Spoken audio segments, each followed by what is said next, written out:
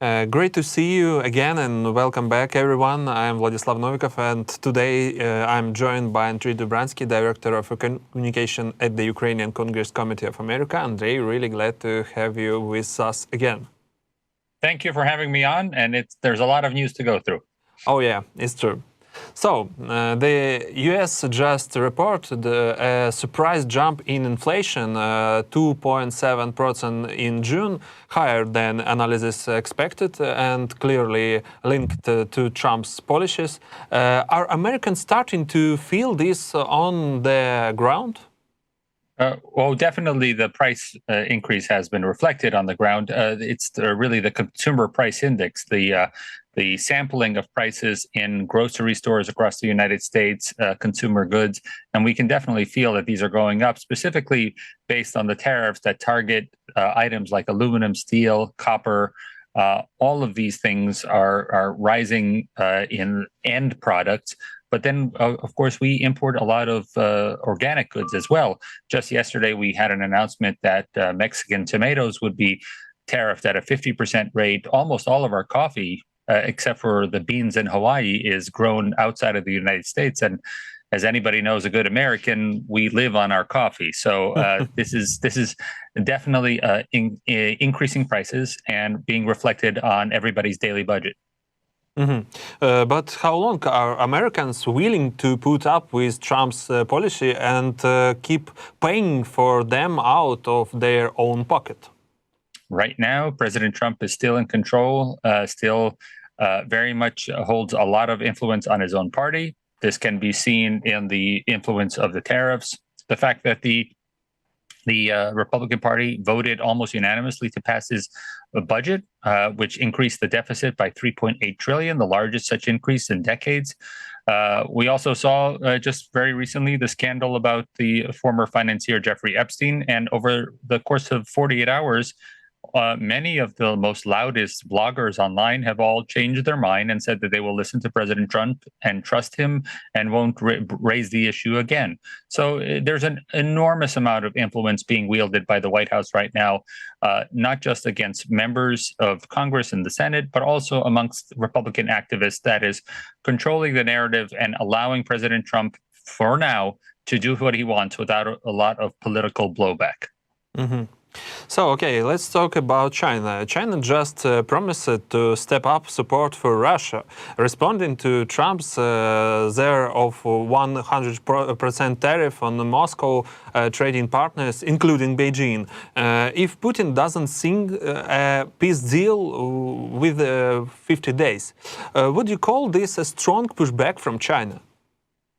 I think it's exactly what Russia needed. And we know that this isn't something much in response to what President Trump has done, but really in the phone call on July 3rd that President Trump had with President Putin, President Putin said that over the next 60 days, Russia would be increasing its attack. So the announcement by China with Lavrov speaking to his counterpart is more so the fact that Russia had a plan of attacking Ukraine even more so this summer, and China has agreed to it. And it seems as if the worst part of the announcement by President Trump wasn't the rockets and the military equipment that was promised that would be sold to Ukraine or through a European partner to Ukraine, but the fact that the tariffs have been now delayed. Lindsey Graham has been working on a Senate bill since the beginning of the year.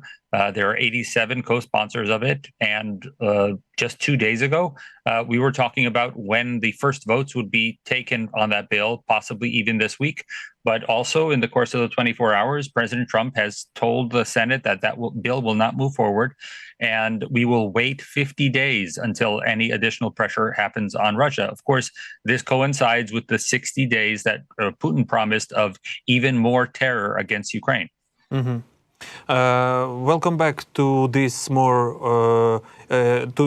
more detail. But right now, the Trump administration just allowed NVIDIA to sell its H20 AI chip to China. That headline almost reads like Trump, okay, selling weapons to Beijing. There is Yeah. no doubt China will use this tech as a strategic weapon. So what kind of gesture is this from Trump to Xi Jinping? These are the complications of starting a strategy with Trump wants tariffs, and then people have to figure out after the fact what that means. The tariff war that began with China was not done in coordination with our allies. Trump decided to go this alone. In fact, Trump escalated tariffs against our allied countries, and then only then instituted tariffs against China. So Trump isn't helping himself with the tariffs. But then in trying to figure out how those tariffs work, we've seen numerous carve-outs. We've seen the fact that against the state sponsor of terror like Iran, the Trump administration is not sanctioning China for buying oil from Iran. So Russia is able to support the Iranian administration by buying oil from Iran. Here with the chips, another carve out, as Trump and his administration is focused on trade goods to the United States and blocking those.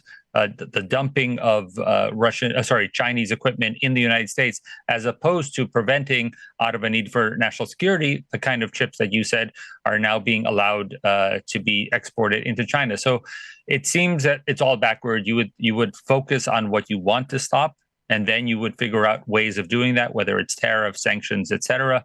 Here we have Trump announcing he wants tariffs, and then his assistants have to figure out what that means. Trump's clearly trying to build as many allies as he can against China. I get the sense he'd love to have Putin on that list. But isn't his soft appreciation style approach to Russia just pushing Moscow deeper into China's orbit? Well, I think the China watchers in the Washington, D.C. would probably argue that tariffing South Korea and Japan, two of our biggest allies in the region of China, at a rate of 25%, to the extent that the prime minister of Japan announced that they need to figure out a way of being less reliant on the United States, and both South Korea, which has a free trade agreement with the United States, so there's no need for a tariff regime. Both of these countries are demonstrating the illogic, the lack of coordination against who you need to focus on, which is China. As for driving Russia into China's arms, Russia has no other future. Russia is a failed state that we are just waiting year after year until it collapses upon itself. At 21% inflation, at zero real native economy other than its arms manufacturing, we're seeing a state that is now lost 1.25 million casualties since the beginning of the full-fledged invasion. This is not a sustainable economic model. And therefore, it is all but certain either Russia falls apart or it turns to a bigger ally like China to support it. But we've seen through many negotiations of the years that any deal with Russia is bound to fail because Russia is unable to live up to any security or financial agreement it has ever signed. Mm-hmm. The New York Times says Trump is unlikely to actually impose 100% tariff on Russia and its trading partners because that would cause massive damage to the U.S. economy and spark a clash with China. So was his speech yesterday just a completely bluff? Well, is it a bluff? It is certainly a delay. He is not interested in actually putting these sanctions and tariffs into practice because otherwise he could have done that immediately. And there is no preparation for these kind of tariffs. If it's 100% that President Trump wants or 500%, which the Senate bill wants. But there are a range of other options that the Senate and the House would be able to give President Trump through legislation. But unfortunately, that legislation is being blocked. So right now, he's just left with a promise of possibly in 50 days putting down these 100% secondary tariffs on allied countries who may be importing Russian goods like oil or equipment. But beyond that, I really don't see anything with teeth in this. So it could be characterized as a bluff, sure. Mm-hmm. You mentioned Lavrov earlier. So today, Lavrov said Russia has no idea what Trump meant by giving 50 days to sign a peace deal. Fair enough. It's a pretty strange. Can you help Lavrov solve it? What does Trump actually want here? Trump wants to demonstrate that he is a peacemaker. He wants a picture of himself with other world leaders, showing that he is remembered in the history books. This is why he is going ahead with the negotiations with Rwanda and the Congo, which had been going on for 2 years and was finally signed under President Trump, and he's taking credit for that, as well as other negotiations, which frankly have not gone too far because Pakistan and India are still very much at odds with each other. It's simply that they're not firing nuclear weapons at each other at the moment. So in his mind, President Trump sees himself as a historic figure as far as changing the world economy, changing world peace for the better. However, we're only in the first 6 months of this administration. And as with any presidential administration, if you have a second term of office, it is always going to be heavily focused on foreign policy. The further a president comes away from the ability to get reelected, the less influential he is within his own Congress, within his own Senate. And so therefore, we expect President Trump, like every two-term president, Clinton, Obama, Bush, they will almost exclusively focus on foreign policy. And therefore, that's what we're seeing already in his first 60 days, trying to get international deals, trying to show that he is a statesman.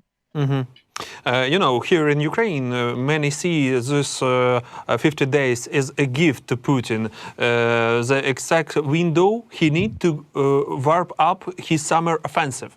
So the question is Trump still Putin's best friend, showering him with present? Well, I don't think he's his best friend. It's very clear that President Trump is personally upset at being embarrassed by President Putin. And it's been over 4 phone calls already since February and March, where the first phone calls happened between President Trump and President Putin.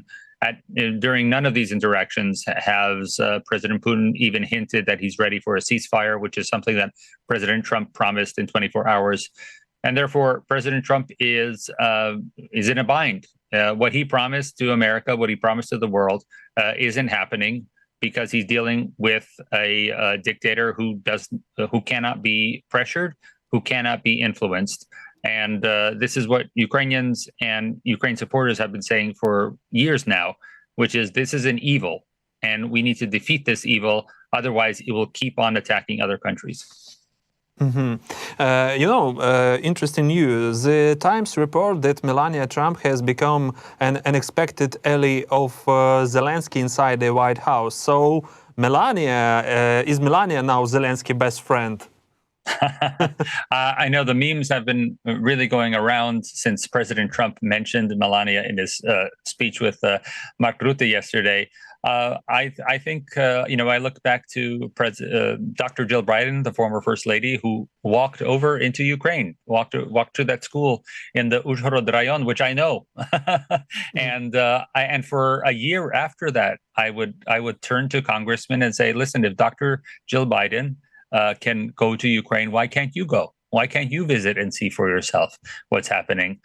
You should be able to see, especially the west of Ukraine in the early years of the war, what was happening in Ukraine. And so I think, therefore, inviting Melania would be a wonderful choice by either the First Lady of Ukraine or others to see for herself what she knows. And she has rightfully corrected President Trump whenever he thinks that President Putin is interested in listening, that every night the attacks continue, and the attacks will only increase against hospitals. We've seen 6 hospitals attacked this year alone. We've seen children over the last 6 months.